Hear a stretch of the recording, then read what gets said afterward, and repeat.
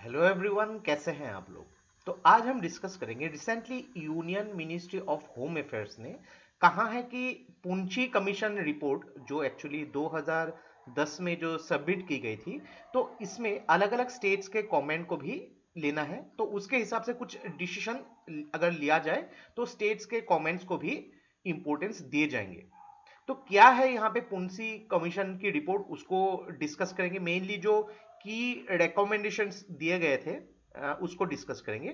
तो देखिए, Indian polity में आपको एक चैप्टर भी प्रिपेयर करने होते हैं, सेंट्रल स्टेट रिलेशन। तो from Indian polity point of view के हिसाब से बहुत ही इंपॉर्टेंट वीडियो होने वाली है, तो इस वीडियो को एंड तक बिल्कुल देखते रहिएगा। और इससे पहले अगर आप लोगों ने हमारे चैनल को अब तक सब्सक्राइब नहीं किया है तो इसको प्लीज सब्सक्राइब कर लीजिए, ताकि आने वाले ऐसे ही वीडियोस के नोटिफिकेशन इसी तरह आपको मिलते रहे। तो चलिए आज का वीडियो शुरू करते हैं। तो recently union ministry of home affairs ने डिसाइड किया है कि पुंची कमीशन के report on the basis of centre state relation, तो उसमें स्टेट्स के कमेंट को भी इंपॉर्टेंस दिया जाएगा। उनको भी जो है उनको एक्चुअली मेनली इंपॉर्टेंस अलग अलग स्टेट के यहाँ पे क्या व्यू पॉइंट है उसको इंपॉर्टेंस दिए जाएंगे। तो देखिए, ये पुंची कमीशन जो है इसको कंस्टिट्यूट किया गया था यूनियन गवर्नमेंट के द्वारा अप्रैल 2007 में। और उस टाइम जो है former chief justice of India Madan Mohan Punchhi इनके जो है ये पुंची कमीशन के चेयरमैन थे।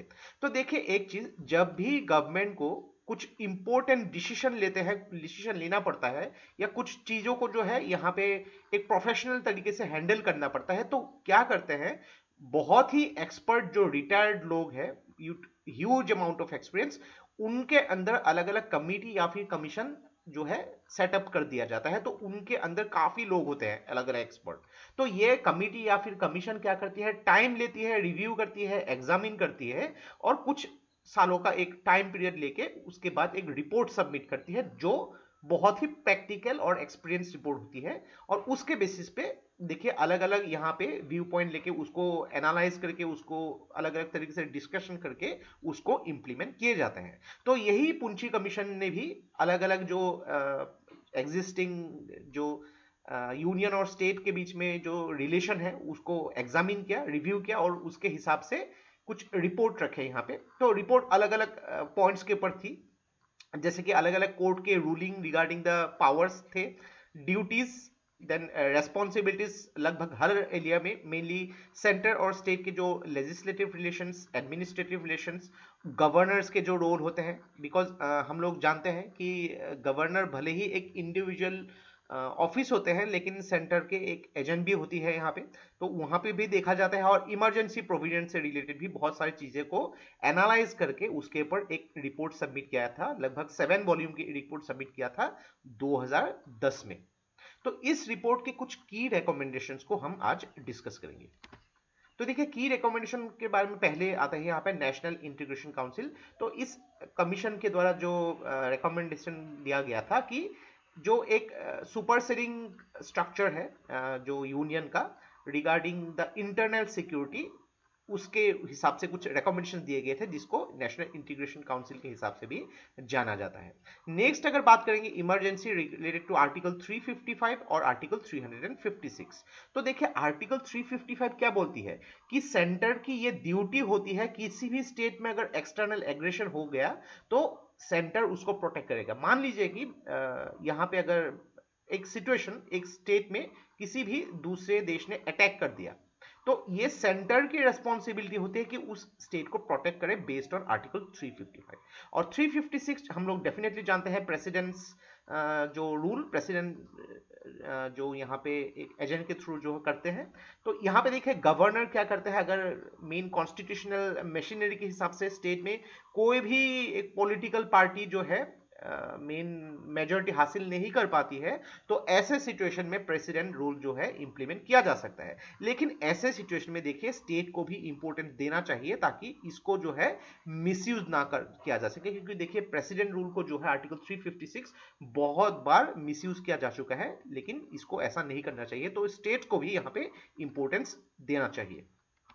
नेक्स्ट अगर बात करेंगे subjects in the concurrent list, तो हम लोग जानते हैं कि यूनियन लिस्ट पे पार्लियामेंट रूल बनाती है, स्टेट लिस्ट में स्टेट लेजिस्लेचर रूल बनाती है, और कॉन्करेंट लिस्ट जो है ये पार्लियामेंट भी बना सकती है और स्टेट लेजिस्लेचर भी बना सकती है। लेकिन देखिए एक ही चीजों के ऊपर अगर पार्लियामेंट ने भी बनाया और स्टेट ने भी बनाया तो पार्लियामेंट की जो यूनियन जो उनको ज्यादा इंपॉर्टेंस दिए जाएंगे। तो देखिए यहाँ पे बोला गया है कि यूनियन जो है अगर कॉन्करेंट लिस्ट में कुछ नियम लाना चाहते हैं, कुछ अगर चेंजेस करना चाहते हैं, तो स्टेट्स को जो है कंसल्ट करनी चाहिए, क्योंकि ये स्टेट का भी राइट होता है, और कंसल्ट करना चाहिए थ्रू इंटर स्टेट काउंसिल।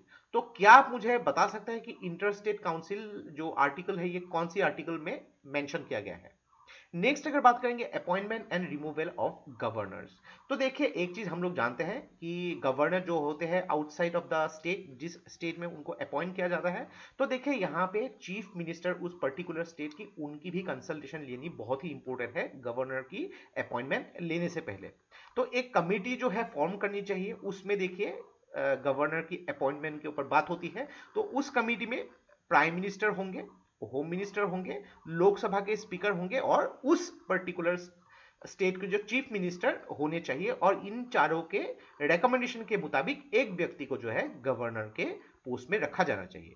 और मान लीजिए कि गवर्नर को अगर हटाना भी है किसी वजह से, तो उसमें क्या होनी चाहिए कि उस स्टेट लेजिस्लेचर की एक रिजोल्यूशन होनी चाहिए कि उन गवर्नर को हटाना चाहिए, ताकि यहाँ पे देखिए गवर्नर और सीएम या फिर council of state council of ministers के बीच में कुछ क्लैश ना लगे, ताकि एक जो प्रॉपर पीस मेंटेन हो सके उसको भी ध्यान देना चाहिए।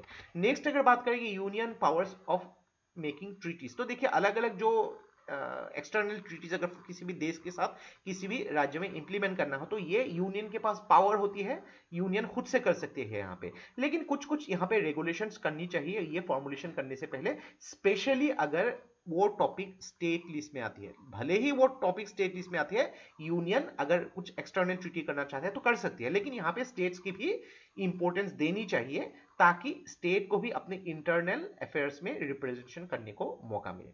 नेक्स्ट अगर बात करेंगे अपॉइंटमेंट ऑफ चीफ मिनिस्टर, देखिए ये अपॉइंटमेंट ऑफ चीफ मिनिस्टर जो है गवर्नर अपॉइंट करते हैं, लेकिन किसी को भी अपॉइंट नहीं कर सकते हैं। इलेक्शन जब होते हैं किसी भी स्टेट में, उस स्टेट में जब भी एक मान लीजिए कि एक पार्टी ने मेजोरिटी हासिल कर दिया, तो गवर्नर को उनको अपॉइंट करना ही होगा। लेकिन कभी कभी ऐसे सिचुएशन भी आती है कि किसी भी पर्टिकुलर जो है जो मेनली पार्टी को अगर मेजोरिटी नहीं मिली है, लेकिन सिंगल लार्जेस्ट पार्टी जो होती है, तो उनके जो लीडर को सीएम अपॉइंट किया जाता है, और एक टाइम दिया जाता है 1 मंथ, तो विद इन ए मंथ उनको जो है अपनी मेजोरिटी को प्रूव करना होगा।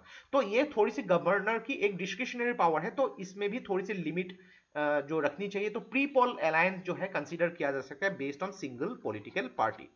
तो देखिए यहाँ पे एक चीज तो हम लोग जानते हैं कि बी.आर. अंबेडकर से लेके काफी सारे जो एक्सपर्ट ने एक टाइम में थोड़ा मेंशन कर दिया गया था कि भारत में अलग अलग काफी स्टेट्स है, और सब स्टेट्स में अलग अलग यहाँ पे कल्चर, अलग अलग गवर्नेंस पैटर्न, अलग अलग लोग रहते हैं। तो डेफिनेटली यहाँ पे स्टेट्स को अगर बहुत ही ज्यादा इंपॉर्टेंस दिया तो एक सेपरेटिस्ट टेंडेंसी आ सकती है।